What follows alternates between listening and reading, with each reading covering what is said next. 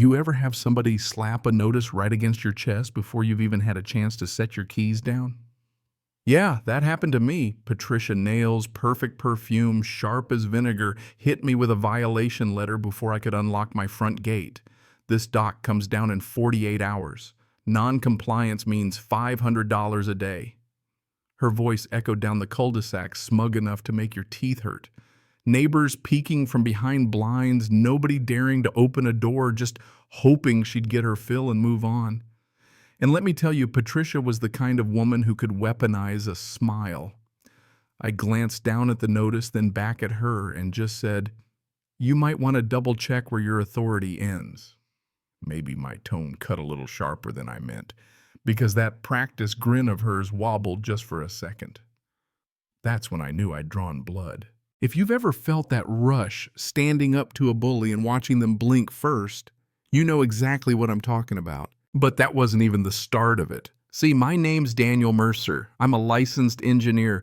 Bridges, not buildings, but still I know a thing or two about what holds and what doesn't. That dock built it with my dad back before there even was an HOA.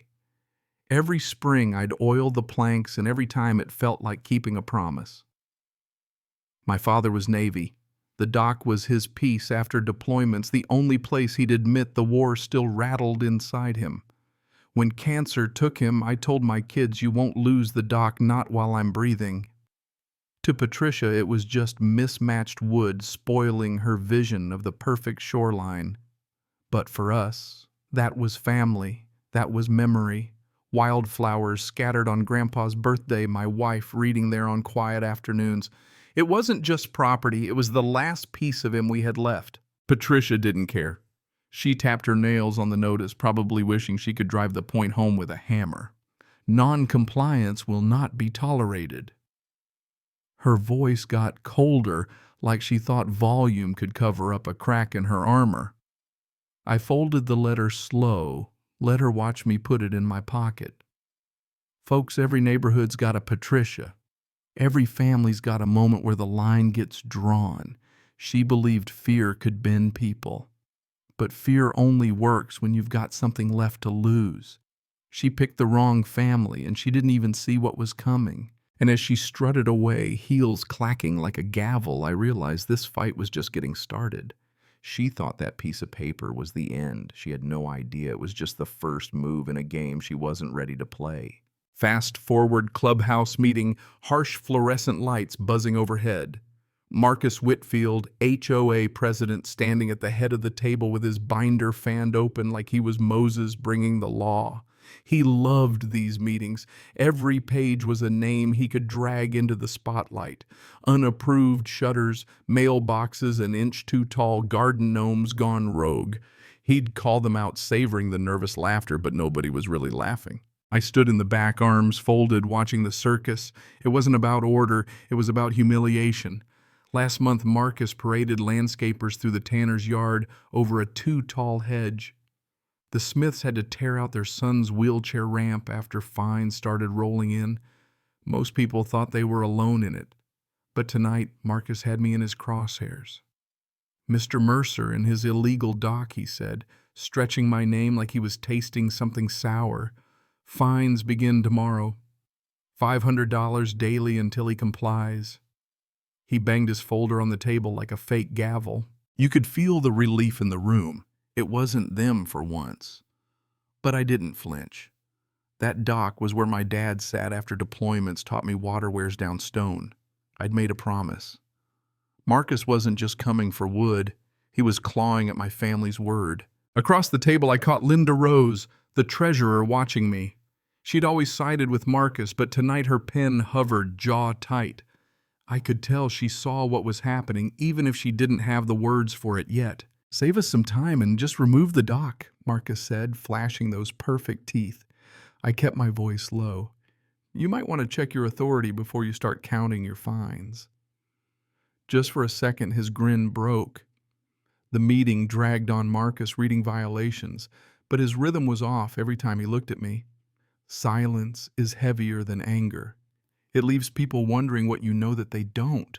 Neighbors filed out fast after whispering, avoiding Marcus.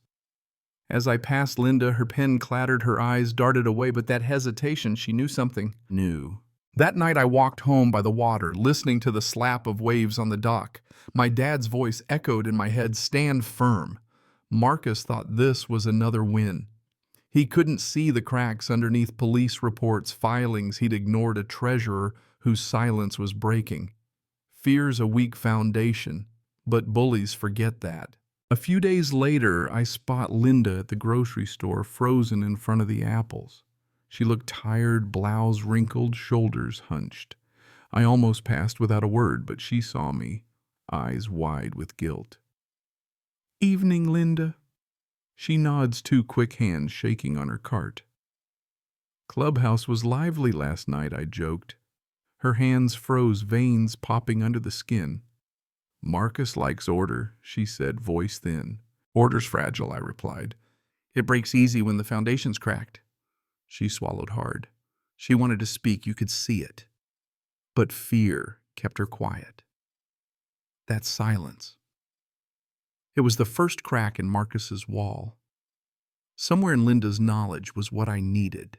The next day, Marcus shows up at my house, flanked by two guys in security jackets, nothing but hired muscle trying to look official.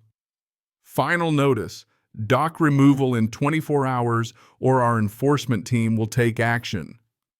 My daughter's footsteps on the stairs behind me, so I shifted to block her view, not letting her see another show of power. "You're not law enforcement," I told Marcus. "The board authorized private security," he replied, oozing fake professionalism. "Safety during removal." I folded my arms. Safety or intimidation? The guards shifted, unsure. "You don't have the standing for this, Marcus. Even your treasurer knows it."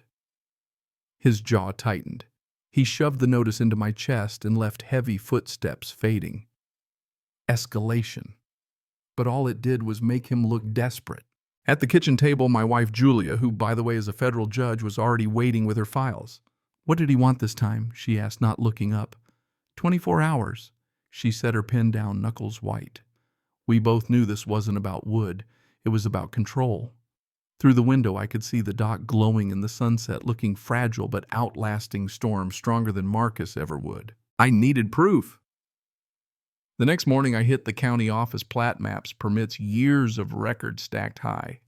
There it was, stamped clear as day, my dad's dock permit, grandfathered before the HOA even existed.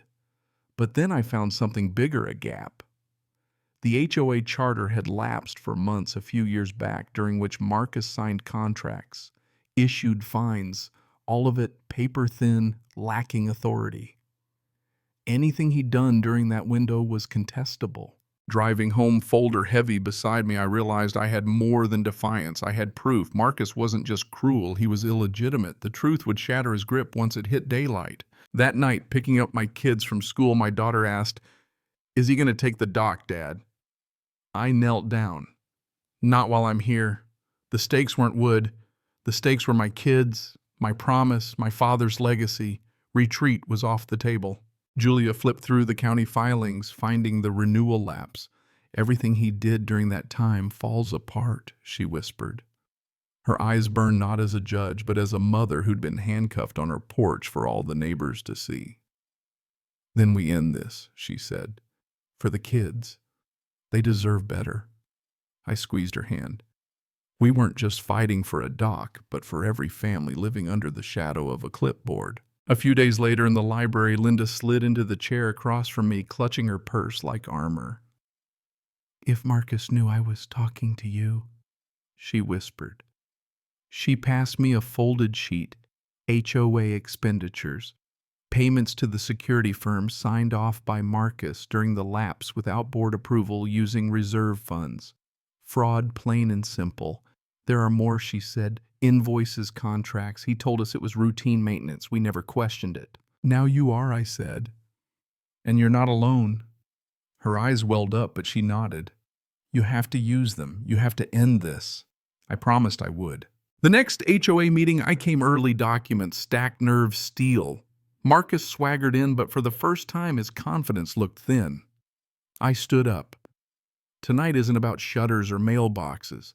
Tonight's about abuse of power, of trust, of law. Marcus tried to cut me off, but I laid out the plat map, the county permit, the lapse in charter, the fraudulent expenditures.